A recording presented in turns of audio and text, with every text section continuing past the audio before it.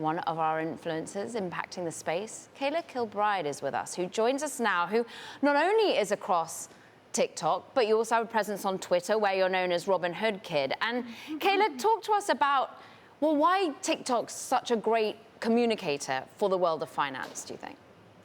Yeah, I think, going back, a lot of people would say people in my generation have a short attention span. So when you're learning and educating and whatnot, sitting through, long form studies or whatever it might be is just a little too much. So to have something in 60 seconds or less, and to be able to explain those concepts that fast, people are really inclined to, and will take 60 seconds out of their day to learn something new. We want to learn something, but it's just, do we want to spend, 3 hours in a lecture hall doing it if we can do it in 60 seconds on TikTok? I know, and you sort of have said how you can go from taking a 1-hour presentation on economics and markets to make it a 60-second one. But what about your background? Why did you get into it? Why did you get into the world of finance? Yeah, so I actually studied sociology in college. I had a focus on the wealth and inequality gap in a lot of different realms. But post grad, I ended up basically just trying out a few different things and not really loving anything that I was doing. And my dad, who's in finance, was like, I have an improv background. He's like, you could really keep people entertained, just like explaining basic concepts on TikTok or YouTube. So I was like, okay, and he does this on YouTube. So I was like, you know what? If my dad is doing it, I'm just gonna go for it because I can't have my dad one up me. So I was like, I'm gonna go for it and jumped on TikTok, and it's fun. It was just a creative expression for me to basically describe what I was already learning about the stock market. So it's not like I was teaching. It was more like I was publicly learning in creative new ways. And it just seemed that there were, a lot of young people who resonated where they're like, wow, no one has ever even attempted to explain finance concepts to me like this. So it was fun. But you're saying basic concepts, but trading options isn't basic. You help make it basic. But there must be, Kayla, a level of responsibility that you feel, because there is concern that people are going out there climbing on the GameStop bandwagon, AMC, perhaps sometimes losing money, perhaps getting themselves in a hole they didn't realize through trading options. How do you feel about that when you're educating and ensuring people are being wise with their money as well? I mean, I wouldn't even go that far to say with my page that, we're even at that place. You have an entire generation of people who have never even had a conversation about their finances. Maybe people have never taught them how to budget or don't even know what the stock market is in general or where to start. Most of the comments on my pages are like, investing, where do I do that? Do I have to call a guy? And so it's that conversation down the road, people aren't necessarily, the people that I'm talking to aren't fiddling with options quite yet. But to say like, hey, actually, this thing that people have made sound really, really complicated, let's at least just get you feeling comfortable in the conversation. And then down the line, which I do host Zoom calls or things like that with people who can ask deeper questions. Like, this actually sounds really risky and you made it sound really simple. I'm like, yes, absolutely. Let's get you into the conversation. Let's have this conversation about your finances and we can go deeper. And you can't necessarily do that in 60 seconds for all the complex topics, specifically with options or trading or day trading or whatever it might be.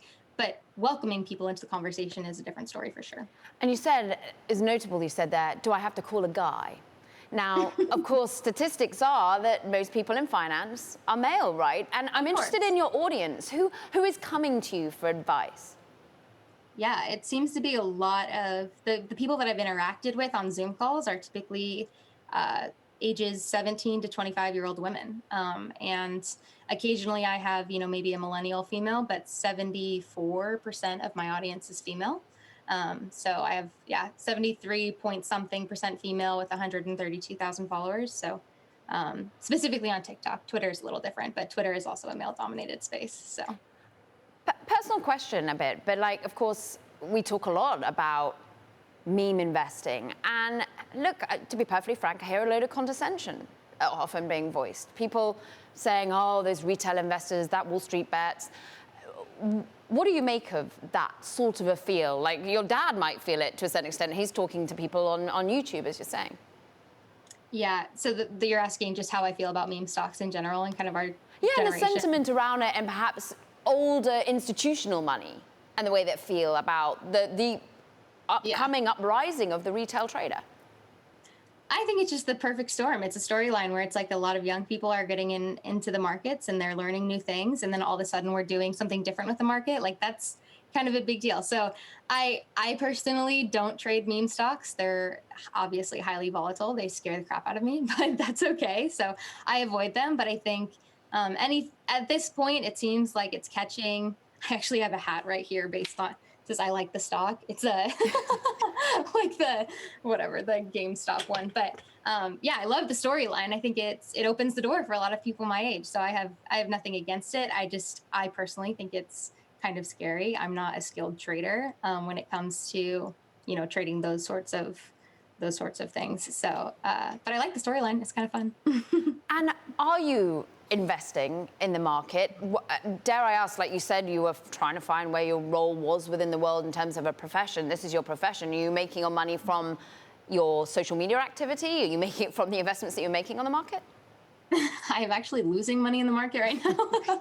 A few So are.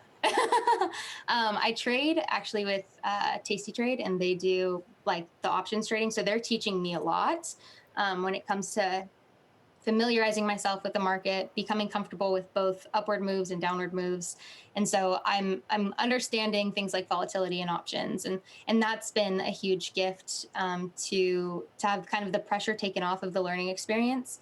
But I also do investing on my own when it comes to just more long-term investing. So I do trade options on the daily or weekly, but for the most part, my goal is retirement. So putting money towards that just more consistently and not being too afraid of starting somewhere. But yeah, most of the money necessarily that I make on TikTok isn't from my actual trades as much as it is just understanding how the concepts work. So